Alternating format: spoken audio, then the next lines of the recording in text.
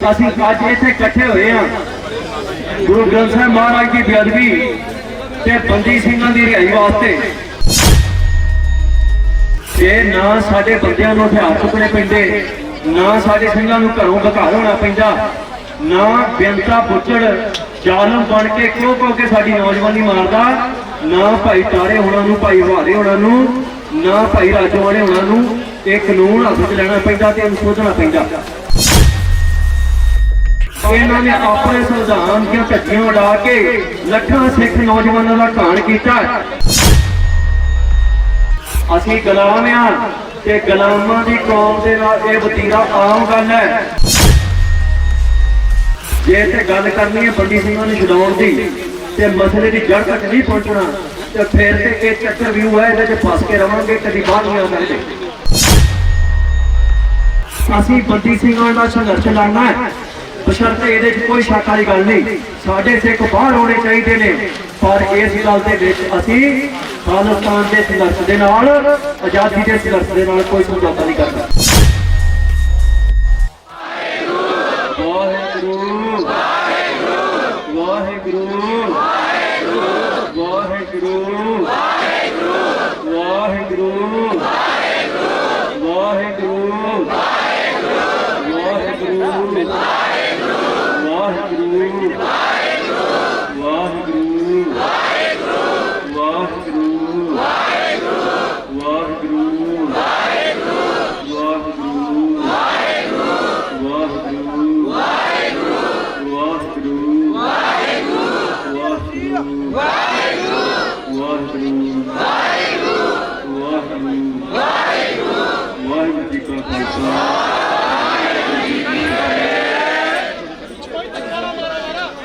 ਅੱਜ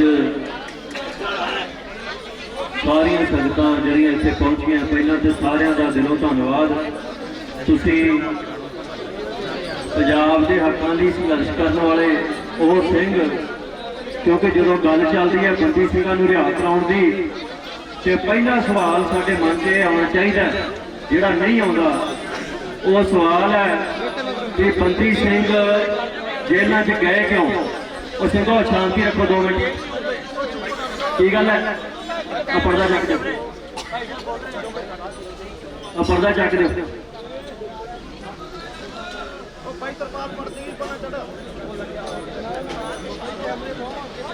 ਸੋ ਪਹਿਲਾ ਸਵਾਲ ਸਾਡੇ ਮਨ 'ਚ ਜਿਹੜਾ ਹੋਣਾ ਚਾਹੀਦਾ ਉਹ ਇਹ ਹੈ ਕਿ ਬੰਦੀ ਸਿੰਘ ਜਿਹੜੇ ਆ ਉਹ ਬੰਦੀ ਬਣੇ ਕਿਉਂ? ਕਿਉਂ ਉਹਨਾਂ ਨੂੰ ਜ਼ਿੰਦਗੀਆਂ ਛੱਡ ਕੇ ਚੰਗੀਆਂ ਭਲੀਆਂ ਸੁੱਖ ਆਰਾਮ ਦੀਆਂ, ਕੋਈ ਪੁਲਿਸ ਦੀ ਨੌਕਰੀ ਕਰਦਾ ਸੀ, ਕਿਸੇ ਦੀ ਚੰਗੀ ਭਲੀ ਪੈਲੀ ਸੀ, ਘਰ ਬਾਹਰ ਸੀ, ਉਹ ਆਪਣੀਆਂ ਜ਼ਿੰਦਗੀਆਂ ਛੱਡ ਕੇ, ਸੁੱਖ ਆਰਾਮ ਛੱਡ ਕੇ ਉਹਨਾਂ ਨੂੰ ਜੇਲ੍ਹਾਂ 'ਚ ਕਿਉਂ ਜਾਣਾ ਪਿਆ? ਸਵਾਲ ਇੱਥੇ ਖੜਾ ਹੈ। ਜਦੋਂ ਆਪਾਂ ਇਹ ਗੱਲ ਕਹਿੰਦੇ ਆ ਬੰਦੀ ਸਿੰਘ ਰਿਹਾ ਕਰੋ, ਪਰ ਉਸ ਤੋਂ ਪਹਿਲਾਂ ਇਹ ਗੱਲ ਸੋਚਣੀ ਚਾਹੀਦੀ ਹੈ ਜਿਸ ਕਾਰਨ ਕਰਕੇ, ਜਿਸ ਮਕਸਦ ਕਰਕੇ ਬੰਦੀ ਸਿੰਘ ਅੰਦਰ ਗਏ ਨੇ, ਕਿ ਉਹ ਮਕਸਦ ਪੂਰਾ ਹੋ ਗਿਆ? ਜੇ ਨਹੀਂ ਹੋਇਆ ਤੇ ਫਿਰ ਬੰਦੀ ਸਿੰਘ ਰਿਹਾ ਹੋ ਕੇ ਵੀ ਕੀ ਕਰਨਗੇ? ਸਵਾਲ ਅਸੀਂ ਸੋਚਦੇ ਨਹੀਂ। ਬੰਦੀ ਸਿੰਘਾਂ ਦੇ ਕੱਲ ਭਾਈ ਤਾਰੇ ਦੀ, ਭਾਈ ਜਗਤਾਰ ਸਿੰਘ ਤਾਰੇ ਦੀ, ਭਾਈ ਭੋਰੇ ਦੀ ਇੱਕ ਚਿੱਠੀ ਆਈ ਜਿਹੜੀ ਬਹੁਤ ਅਹਿਮ ਹੈ। ਉਹ ਚਿੱਠੀ ਦੇ ਵਿੱਚ ਉਹਨਾਂ ਨੇ ਜਿਹੜੀ ਗੱਲ ਆਖੀ ਹੈ, ਸਾਰੀ ਕੌਮ ਨੂੰ ਉਹ ਗੱਲ ਸੋਚਣ ਦੀ ਲੋੜ ਹੈ। ਭਾਈ ਤਾਰੇ ਹੁਣ ਆਖਿਆ ਜਿਸ ਮਕਸਦ ਕਰਕੇ, ਪੰਜਾਬ ਦੇ ਹੱਕਾਂ ਕਰਕੇ, ਪੰਜਾਬ ਦੀ ਆਜ਼ਾਦੀ ਕਰਕੇ ਅਸੀਂ ਅੰਦਰ ਗਏ ਸਾਂ, ਉਹ ਜੇ ਮਕਸਦ ਹੀ ਪੂਰਾ ਹੁੰਦਾ ਸਮਝੌਤਾ ਕਰਕੇ ਅਸੀਂ ਬਾਹਰ ਨਹੀਂ ਆਉਣਾ। ਸਮਝੌਤਾ ਕਰਕੇ ਉਹ ਕਿਤੇ ਬਾਹਰ ਨਹੀਂ ਆਉਣਾ। ਇਹ ਵੈਸੇ ਵੀ ਜਿਹੜੇ ਪੁਰਾਣੇ ਨੇ ਬੰਦੀ ਸਿੰਘ, ਅੱਜ ਉਹਨਾਂ ਨੂੰ ਛਡਾਉਣ ਦਾ ਸੰਘਰਸ਼ ਕਰ ਰਹੇ ਹਾਂ। ਕੱਲ ਜਿਹੜੇ ਅੱਜ ਤਾਰ ਰਹੇ ਨੇ, ਚਾਹੇ ਉਹ ਜੱਗੀ ਚੌਲ ਵਰਗੇ ਨੌਜਵਾਨ ਨੇ, ਮੈਨੂੰ ਅਫਸੋਸ ਹੈ ਇੱਥੇ ਬਹੁਤ ਘੱਟ ਫੋਟੋਆਂ ਨੇ ਜੱਗੀ ਚੌਲ ਦੀਆਂ, ਜਿਹੜੇ ਸਾਡੇ ਨੌਜਵਾਨ ਆ ਪਿਛਲੇ 5-7 ਸਾਲਾਂ 'ਚ ਚੁੱਕ ਕੇ ਇਹਨਾਂ ਨੇ ਜਵਾਬਾਂ ਲਾ ਕੇ ਅੰਦਰ ਕੀਤੇ ਨੇ, ਉਹਨਾਂ ਦਾ ਸੰਘਰਸ਼ ਵੀ ਅਸੀਂ ਬਰਾਬਰ ਕਰਨਾ ਹੈ ਨਾਲ। ਬੰਦੀ ਸਿੰਘ ਸਾਡੇ ਉਹ ਕੋਈ ਸ਼ੌਕ ਨਹੀਂ ਸੀ ਉਹਨੂੰ ਜੇਲ੍ਹਾਂ 'ਚ ਜਾਣ ਦਾ। ਜਿਹੜਾ ਹਿੰਦੁਸਤਾਨ ਦਾ ਕਾਨੂੰਨ, ਜਿਸ ਕਾਨੂੰਨ ਨੂੰ ਛਿੱਕੇ ਟੰਗ ਕੇ ਹਿੰਦੁਸਤਾਨ ਨੇ ਪਹਿਲਾਂ ਸਾਡਾ ਪਾਣੀ ਲੁੱਟਿਆ, ਸਾਡਾ ਪੰਜਾਬੀ ਬੋਲ ਦੇ ਇਲਾਕੇ ਲੁੱਟੇ ਆ, ਉਸ ਦੇ ਖਿਲਾਫ ਸੰਘਰਸ਼ ਹੋਇਆ। ਧਰਮ ਯੁੱਧ ਮੋਰਚਾ ਲੱਗਾ। ਧਰਮ ਯੁੱਧ ਮੋਰਚੇ ਦੇ ਵਿੱਚ ਆਨੰਦਪੁਰ ਦੇ ਮਤੇ ਦੀ ਗੱਲ ਹੋਈ ਹੈ, ਫੈਡਰਲ ਢਾਂਚੇ ਦੀ ਗੱਲ ਹੋਈ ਹੈ। उस आनंदपुर के मते के खिलाफ हिंदुस्तान की हुकूमत इस देश की बहु गिनती ने वक्फवादी मता किया। इस करके इन्होंने रैलियां कीतियां, रैलियां कर करके सरकार नूं इह गल आखी कि तुसीं पंजाब 'च फौज भेजो, पंजाब दे विच फौज चढ़ के दरबार साहिब दे उत्ते अतवादियों का खात्मा करो। ये गल ये कहिंदे रहे रैलियां कट कट के।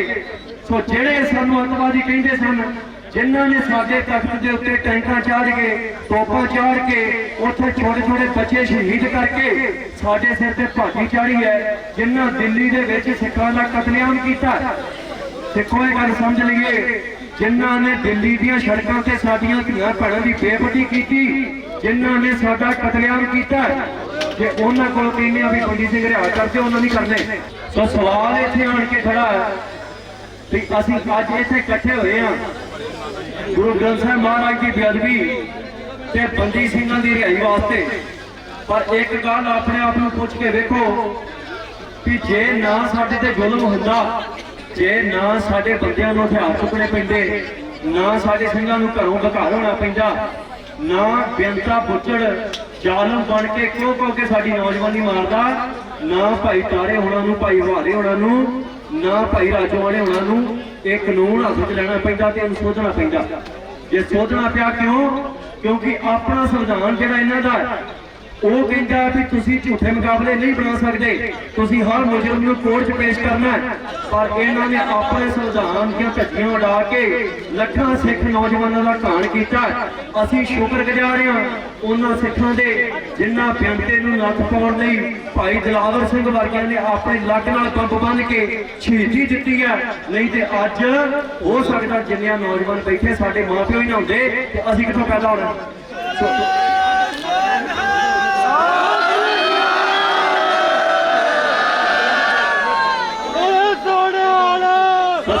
एक गल सोचने की मजबूर होना पैना है।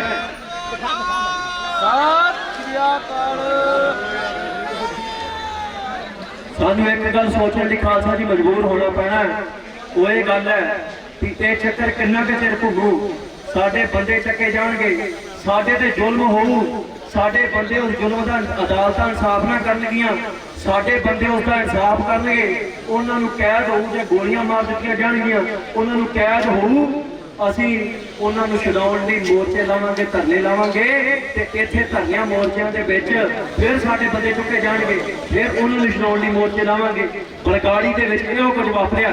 ਗੁਰੂ ਗ੍ਰੰਥ ਸਾਹਿਬ ਮਹਾਰਾਜ ਦੀ ਬੇਅਦਬੀ ਹੋਈ, ਉਸ ਬੇਅਦਬੀ ਦੇ ਇਨਸਾਫ ਲਈ ਸਿੱਖ ਸੜਕ ਤੇ ਬੈਠੇ, ਉਹਨਾਂ ਬੈਠੇ ਸਿੱਖਾਂ ਦੇ ਉੱਤੇ ਗੋਲੀ ਚਲਾ ਕੇ 2 ਸਿੱਖ ਸ਼ਹੀਦ ਕਰ ਦਿੱਤੇ। ਅੱਜ ਉਹਨਾਂ ਦੋਵਾਂ ਸਿੱਖਾਂ ਦੇ ਇਨਸਾਫ ਵਾਸਤੇ ਇੱਕ ਵੱਖਰਾ ਮੋਰਚਾ ਲੱਗਾ।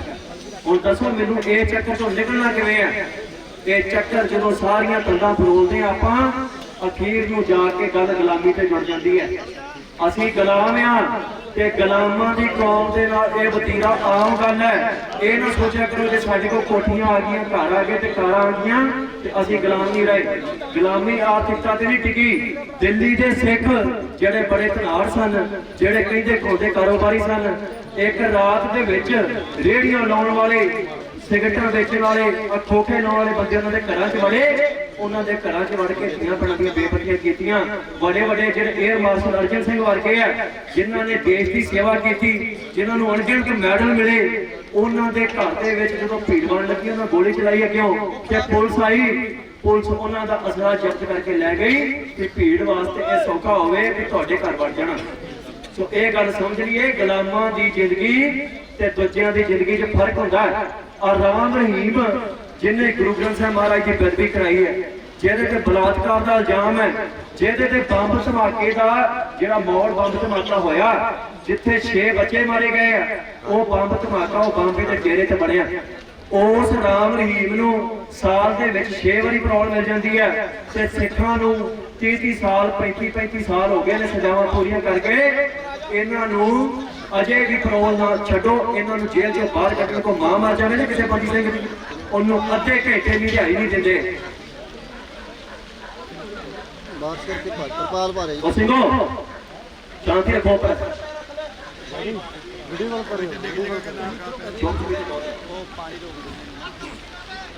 ਸੋ ਅੱਜ ਇੱਥੇ ਆਪਾਂ ਹਜ਼ਾਰਾਂ ਦੀ ਗਿਣਤੀ 'ਚ ਇਕੱਠੇ ਹੋਏ ਆ।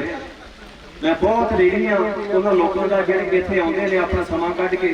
ਇਹਨਾਂ ਸਿੱਖਾਂ ਦੀ ਬੇਸ਼ੱਕ ਸਾਡੀ ਕਿਸੇ ਦੀ ਰਿਸ਼ਤੇਦਾਰੀ ਨਹੀਂ ਕਿਸੇ ਨਾਲ, पर असी कौमी सांझ चो कौमी दर्द चो आ रहे हैं। कौमी सांझ की है, इन्हां दी भी कोई सांझ नहीं सी जिन्हां दे बेलते दे जिन्हां दे घरां दे चुक चुक के पुੱਤ मरवाए। भाई तारे दी भाई दिलावर सिंह होना दे कोई भूआ दे पुੱਤ ते मामे दे पुੱਤ नहीं सन। सांझ की है, सिख होने के नाते असी सारे भरा हैं। साडी एक कौमी सांझ है, धर्म का साडा रिश्ता है भैन भरावां दा। तो इस करके असीं एक दूजे का दर्द समझते ते जे अज असीं दर्द समझते हैं। मैं एक गल इत्थों के प्रबंधकों भी कहना चाहना, इत्थे सारी आई संगत भी कहना चाहना, मोर्चे पहला भी बहुत लगे है। बरगाड़ी का वड्डा मोर्चा लगा, संगतां दे हत्थ च निराशा लगी। उस तो बाद कई मोर्चे लगे, इत्थों तक भी दिल्ली का मोर्चा लगा, जिन्हां नौजवानों के सिर वसेरों मोर्चा लगा सी, जिन्हां ने पंजाब तो कट के दिल्ली पहुंचाया सी, उन्हां नौजवानों को स्टेजां तो धक्के मारे गए। दीप सिद्धू जिन्हें पंथ की खातर, जिन्हें पंजाब की खातर अपना लहू डोलिया, जिहड़ा शहीद हो गया, जिन्होंने हुकूमत ने धोखे नाल शहीद किया, उस स्टेजां के उत्तों गदार किया गया। जदों दिल्ली मोर्चा लगा 10 दिसंबर को मनुखी अधिकार दिहाड़ा होता है। 10 दिसंबर को इन्हों ने उत्थे मनुखी अधिकार दिहाड़ा मनाया। अगराहां ने, अगराहां बहुते इत्थे भुलेखे च ने भी अगराहां सिख है। तुसीं उहदी करतूत वेखो, 10 तरीक नूं उन्हें मनुखी अधिकार दिहाड़ा मनाया। जिहड़े नक्सली अंदर दिते है, उन्होंने स्कॉलर जिहड़े नक्सलियों के हक च लिखण वाले, जिन्होंने जेल हुई है, उन्होंने सारे दी तस्वीरां उत्थे लाइयां गईयां। मनुखी अधिकार दिहाड़े ते पंजाब की जथेबंदी अगराहां उन्होंने मनण वाले सिख ने, कई चो अमरधारी सिख ने। उत्थे शर्म ना आई किसी नूं जदों उत्थे एक भी बंदी सिंह की तस्वीर नहीं लाई गई। और तुसीं मैनूं दसो भी उन्हां बंदियां दे अज भी आपां पिछे लगे हैं। उस स्टेज ते की कुछ वापरिया है सानूं पता है। उत्थे सिखां ने अपनी हिक दे जोर नाल हरियाणा लगा के उत्थे पहुंचाया है। जदों 26 जनवरी नूं झंडा चढ़ा दिता है, हुण दसो की एडा गुनाह सी भाई? हुण लगदा ना आपां नूं, उदों सारे ही आपां खिलाफ हो गए सन। इस करके आपां सहज च रह के सोचा करिए, जिहड़ा अपने कौम के हितां लई कोई घरों निकलदा है, जिहड़ा कौम की आवाज़ चुकदा है, 1 मिनट के विच उहनूं गदारिया सर्टिफिकेट दे दिया करिए।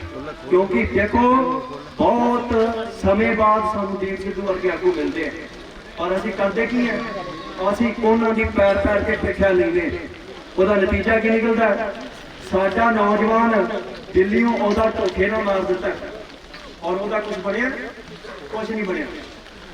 तो सानूं एक गल होर समझनी चाहिए है, अज समा वो आ गया, जे ते गल करनी है बंदी ਸਿੰਘਾਂ ਨੂੰ छुड़ाउण दी ते मसले की जड़ तक नहीं पहुंचना, तो फिर तो ये चक्कर व्यू है, ये फस के रवांगे, कभी बाहर नहीं आ सकते।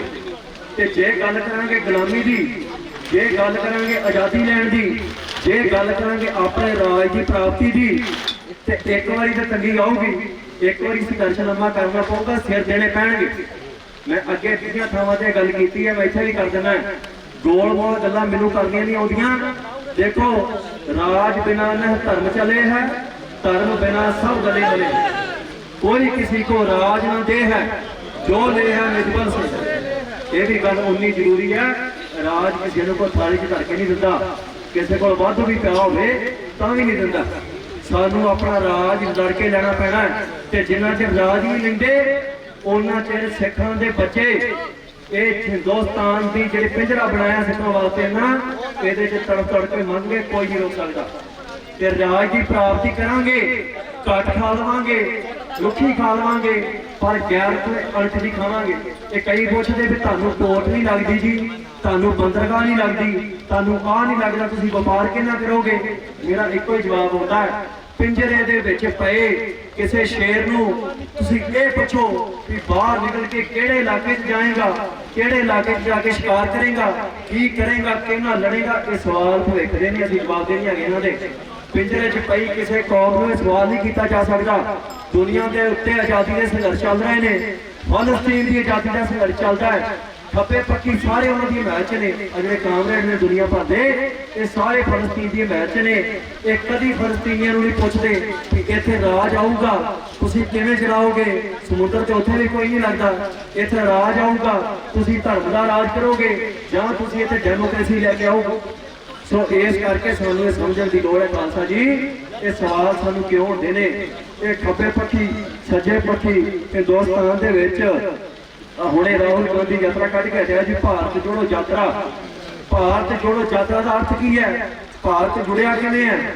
ਜਦੋਂ ਸਿੱਖਾਂ ਨੂੰ ਇਹ ਗੱਲ ਕਹੀ ਕਿ ਤੁਸੀਂ ਵੰਡ ਦੇ ਵੇਲੇ ਪਾਕਿਸਤਾਨ ਨਾ ਜਾਓ ਤੇ ਤੁਸੀਂ ਇੱਧਰ ਆਓ, ਤੁਹਾਨੂੰ ਨਾਰਥ ਇੰਡੀਆ ਉੱਤਰੀ ਭਾਰਤ ਦੇ ਵਿੱਚ ਇੱਕ 100 ਵਰਨ ਖਿੱਤਾ ਆਜ਼ਾਦ ਕੀਤਾ ਜਾਵਾਂਗੇ ਕਿ ਤੁਸੀਂ ਆਪਣਾ ਧਰਮ ਮੰਨ ਸਕੋ। ਤੇ ਉਹ ਕੁਝ ਦਿਨਾਂ ਬਾਅਦ ਸਰਦਾਰ ਪਟੇਲ ਦਾ ਬਿਆਨ ਆਵੇ ਕਿ ਸਿੱਖ ਜਰਾਇਮ ਪੇਸ਼ਾ ਕੌਮ ਹੈ। ਇਹ ਭਾਰਤ ਜੋੜੋ ਹੈ।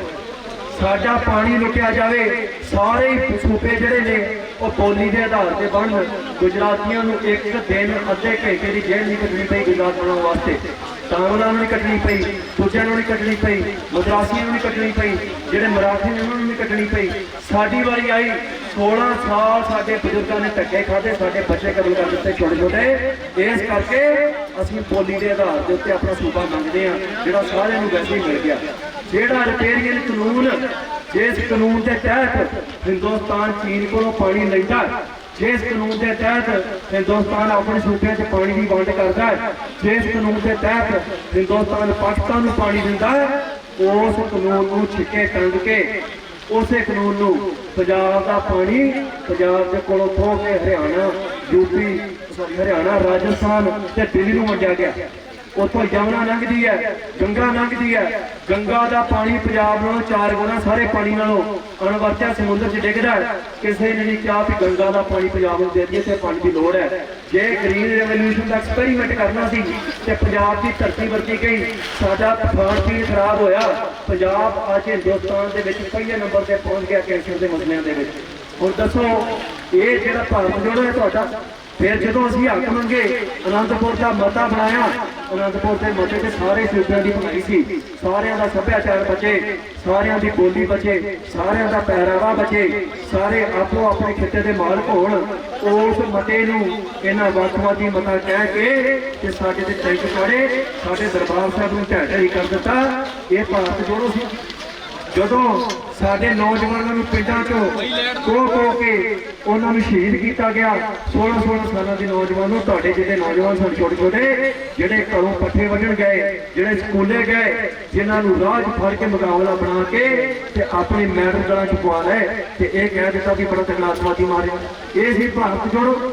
ਉਸ ਤੋਂ ਬਾਅਦ ਦਿੱਲੀ ਦੀਆਂ ਗਲੀਆਂ ਸੜਕਾਂ ਦੇ ਵਿੱਚ ਹਜ਼ਾਰਾਂ ਸਿੱਖ ਬੀਬੀਆਂ ਦਾ 3 ਦਿਨ ਲਗਾਤਾਰ ਬਲਾਤਕਾਰ ਕੀਤਾ ਗਿਆ। ਇਹ ਭਾਰਤ ਜੋੜੋ ਸੀ। ਜਿਹਨੇ ਇਹ ਕੀਤਾ ਉਹਦਾ ਪੁੱਤਰ ਅੱਜ ਕਹਿੰਦਾ ਮੈਂ ਭਾਰਤ ਜੋੜਨਾ। ਮੇਰਾ ਸਵਾਲ ਇਹ ਹੈ ਕਿ ਜਿਹੜਾ ਗੁਨਾਹ ਤੁਸੀਂ ਕੀਤਾ ਉਹਦੀ ਅੱਜ ਤੱਕ ਸੁੱਕੀ ਮਾਫੀ ਪਰਿਵਾਰ ਵੱਲੋਂ ਨਹੀਂ ਮੰਗੀ ਗਈ। ਜੇ ਮਾਫੀ ਮੰਗਾਉਣ ਦੀ ਵਾਰੀ ਆਈ ਤੇ ਖਾਲਸਾ ਜੀ ਇਹ ਕਹਿੰਦੇ ਮਨਮੋਹਨ ਸਿੰਘ ਨੂੰ ਅੱਗੇ ਕਰ ਦਿਓ। ਇੱਕ ਸਿੱਖ ਕਤਲੇਆਮ ਦੀ ਮਾਫੀ ਮੰਗ ਰਿਹਾ ਸਿੱਖਾਂ ਦੇ ਕੋਲ। ਇਹ ਗੁਲਾਮੀ ਦੀ ਦਸ਼ਾ। ਫਿਰ ਇਹ ਨਾ ਮੰਨ ਲਿਆ ਕਰੀਏ, ਕਈ ਇੱਥੇ ਕਹਿ ਦਿੰਦੇ ਵੀ ਦੇਖੋ ਜੀ ਸਾਡਾ ਤੇ ਪ੍ਰਧਾਨ ਮੰਤਰੀ ਬਣ ਗਿਆ, ਸਾਡਾ ਰਾਸ਼ਟਰਪਤੀ ਬਣ ਗਿਆ, ਸਾਡੇ ਫੌਜ ਦੇ ਜਨਰਲ ਕਰਨਲ ਬਣ ਗਏ ਨੇ, ਸਾਡੇ ਭਾਜਪਾ ਦੀ ਗੁਲਾਮੀ ਹੈ। ਉਹਦਾ ਇੱਕੋ ਇੱਕ ਜਵਾਬ ਹੈ, ਜਿਹੜਾ ਰਾਸ਼ਟਰਪਤੀ ਗਿਆਨੀ ਜੈਲ ਸਿੰਘ ਸੀ, ਹਿੰਦੁਸਤਾਨ 'ਚ ਸਭ ਤੋਂ ਵੱਡਾ ਅਹੁਦਾ ਰਾਸ਼ਟਰਪਤੀ ਦਾ ਅਹੁਦਾ ਹੈ। 84 ਦੇ ਵਿੱਚ ਭੀੜ ਨੇ ਰੇਹੜੀਆਂ ਲਾਉਣ ਵਾਲਿਆਂ ਨੇ ਰਾਸ਼ਟਰਪਤੀ ਦੀ ਗੱਡੀ ਤੇ ਹਮਲਾ ਕਰ ਦਿੱਤਾ। ਇਹ ਸਿੱਖ ਰਾਸ਼ਟਰਪਤੀ ਦੀ ਔਕਾਤ ਹੈ। ਬਹੁਤ ਗਿਣਤੀ ਜੇ ਸਿੱਖਾਂ ਨੂੰ ਸਤਿਕਾਰ ਦਿੰਦੀ ਹੈ ਤੇ ਆਪਣੇ ਮਤਲਬ ਨੂੰ ਦਿੰਦੀ ਹੈ। ਏਅਰ ਮਾਰਸ਼ਲ ਅਰਜਨ ਸਿੰਘ ਵਰਗਿਆਂ ਨੂੰ ਇਹਨਾਂ ਨੇ ਮੈਡਲ ਦਿੱਤੇ, ਪਰ ਜਦੋਂ ਮੂਡ ਬਣਿਆ ਉਹਦੇ ਘਰ ਤੇ ਭੀੜ ਚੜ ਕੇ ਗਈ ਤੇ ਉੱਤੇ ਹਮਲਾ ਕਰਨ ਦੀ ਕੋਸ਼ਿਸ਼ ਕੀਤੀ। ਕਿੰਨੇ ਸਿੱਖ ਫੌਜੀ ਜਿਹੜੇ ਸੀ ਇਹਨਾਂ 84 ਦੇ ਵਿੱਚ ਟ੍ਰੇਨਾਂ 'ਚ ਕੱਢ ਕੇ ਮਾਰੇ। ਤਾਂ ਸਵਾਲ ਇਹ ਹੈ ਵੀ ਅਸੀਂ ਬੰਦੀ ਸਿੰਘਾਂ ਦਾ ਸੰਘਰਸ਼ ਲੜਨਾ ਹੈ, ਬਸ਼ਰਤੇ ਇਹਦੇ 'ਚ ਕੋਈ ਸ਼ੱਕ ਵਾਲੀ ਗੱਲ ਨਹੀਂ। ਸਾਡੇ ਸਿੱਖ ਬਾਹਰ ਹੋਣੇ ਚਾਹੀਦੇ ਨੇ, ਪਰ ਇਸ ਗੱਲ ਦੇ ਵਿੱਚ ਅਸੀਂ ਖਾਲਿਸਤਾਨ ਦੇ ਸੰਘਰਸ਼ ਦੇ ਨਾਲ, ਆਜ਼ਾਦੀ ਦੇ ਸੰਘਰਸ਼ ਦੇ ਨਾਲ ਕੋਈ ਸਮਝੌਤਾ ਨਹੀਂ ਕਰਦਾ।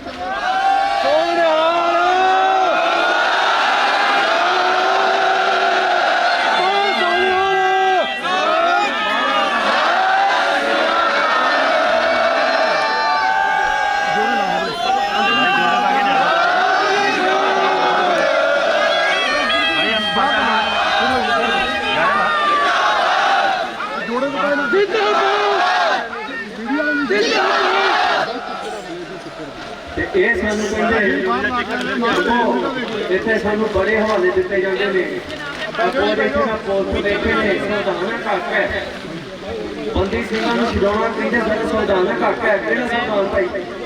ਜੇ ਇਸ ਸੰਵਿਧਾਨ ਤੇ ਸਿੱਖਾਂ ਨੇ ਸਾਈਨ ਨਹੀਂ ਕੀਤੇ, ਉਹ ਸੰਵਿਧਾਨ ਘੱਟ ਸੰਵਿਧਾਨ ਇਹ 5 ਮਿੰਟਾਂ 'ਚ ਬਦਲ ਦਿੰਦੇ ਨੇ ਜਦੋਂ ਉਹਨਾਂ ਨੂੰ ਲੋੜ ਪੈਂਦੀ ਹੈ। ਧਾਰਾ 25 ਵੀ ਬਦਲਣ ਲਈ ਸਿੱਖਾਂ ਨੇ ਨਵਾਂ ਸੰਘਰਸ਼ ਕੀਤਾ, ਅਜੇ ਤੱਕ ਉਹ ਬਦਲੀ ਨਹੀਂ। ਕਸ਼ਮੀਰ ਦਾ 370 ਤੋੜਨਾ ਸੀ ਆਰਟੀਕਲ, ਇਕੱਠੇ ਹੋਏ ਤੋੜ ਕੇ ਮਾਰਿਆ, ਕਿਸੇ ਨੇ ਕੋਈ ਸਵਾਲ ਨਹੀਂ। ਜੇ ਕਿਸੇ ਨੇ ਅੱਗੇ ਆਵਾਜ਼ ਚੁੱਕੀ ਉੱਥੇ ਫੌਜ ਲਾ ਕੇ ਲੋਕਾਂ ਨੂੰ 1.5 ਸਾਲ ਤੱਕ ਰੱਖਿਆ। 1.5 ਸਾਲ ਲੋਕਾਂ ਦੀ ਨਜ਼ਰਬੰਦੀ ਕੀਤੀ ਹੈ। ਸੋ ਇਸ ਕਰਕੇ ਸੰਵਿਧਾਨ ਸਮਝਾਉਣ ਦੇ ਰੋਲੇ ਨਾਲ ਰਿਹਾ ਕਰੀਏ, ਆਪਾਂ ਇਹ ਨਾ ਕਰਿਆ ਕਰੀਏ ਕਿ ਸੰਵਿਧਾਨ ਦੀ ਆਗੂ ਕਰਨੀ ਹੈ। ਇੱਥੇ ਬੈਠ ਕੇ ਕਹਿੰਦੇ ਸੰਵਿਧਾਨ ਦੀ ਆਗੂ ਕਰ ਰਹੇ ਆ ਜੀ, ਕਿਹੜੇ ਸੰਵਿਧਾਨ ਦੀ ਆਗੂ?